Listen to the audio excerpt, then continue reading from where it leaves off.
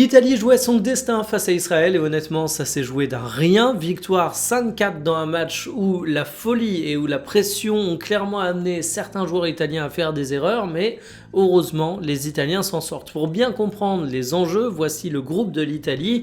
On rappelle que le premier du groupe est qualifié pour la Coupe du Monde, le second a le droit de passer par la case barrage. Avec un nul, l'Italie aurait été à 7 points et Israël à 10.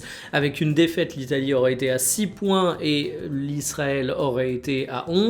Bon, en vrai, même si l'Italie rate la seconde place qualificative, les 4 meilleures nations de Nations League non qualifiées de manière classique ont le droit à un billet pour les barrages. C'est un petit peu l'école des fans, t'as plein de moyens de te qualifier, mais il reste que l'Italie a quand même loupé quelques grandes compétitions internationales dernièrement, et que là, si t'avais une défaite face à Israël, eh ben, tu pouvais commencer à flipper. Voici les compositions qui étaient alignées au cours de cette rencontre. Contre son camp de Bastoni, contre son camp de Locatelli, Donnarumma tout sauf en confiance. En fait, j'ai l'impression que Gattuso a fait dans le vestiaire un discours à la Pascal Duprat, mais en chargeant sur l'émotionnel, et qu'il a complètement en fait dézingué le mental de ses joueurs.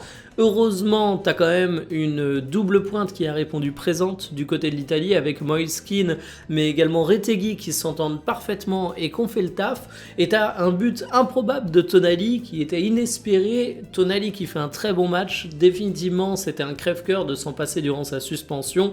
Là, il apporte beaucoup à la sélection italienne. T'as du talent du côté de l'Italie, ça pratique un football qui a du potentiel. Reste qu'Israël, ce sont pas des adversaires redoutables, t'es censé pouvoir t'en tirer avec moins de difficultés.